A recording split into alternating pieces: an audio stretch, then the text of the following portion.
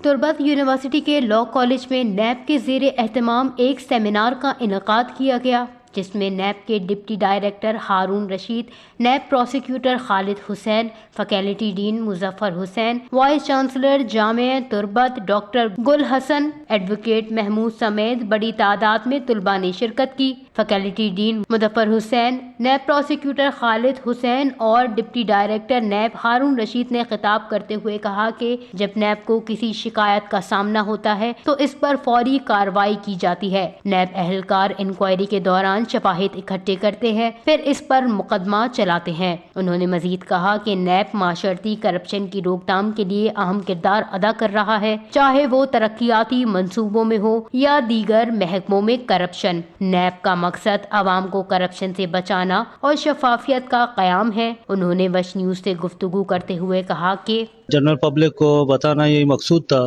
کہ جو کمپلین ہوتی ہے کوئی بھی متاثرہ شخص ہو یا کسی بھی حوالے سے، وہ کسی بھی طور پر، جیسے کہ ہمارے ڈائریکٹر صاحب نے پروگرام میں بتایا کہ ای میل کے ذریعے، فیکس کے ذریعے، کسی کا تو کتابت کے ذریعے وہ شکایت درج کرا سکتا ہے۔ جو نیب کے جو کاگنیزنس ہیں کہ چیئرمین کے توسط سے ریفرنس فائل ہوگا، یا جن کو چیئرمین نے آتھرائزڈ کیا ہوا ہے، جو ڈائریکٹرز ہوتے ہیں، ڈی جیز ہوتے ہیں، تب جا کے کورٹ اس کی کاگنیزنس لیتی ہے۔ Voice chancellor Jamia Turbat doctor Gul حسن نے سیمینار کے دوران کہا کہ پہلے اپنا احتساب کریں، کیونکہ بہتر احتساب کا آغاز خود احتسابی سے ہوتا ہے۔ انہوں نے سیاسی استحکام کی کمی کو احتساب میں رکاوٹ قرار دیتے ہوئے کہا، جب تک ہم خود اپنا احتساب نہیں کریں گے تب تک کرپشن کی روک تھام ممکن نہیں ہے۔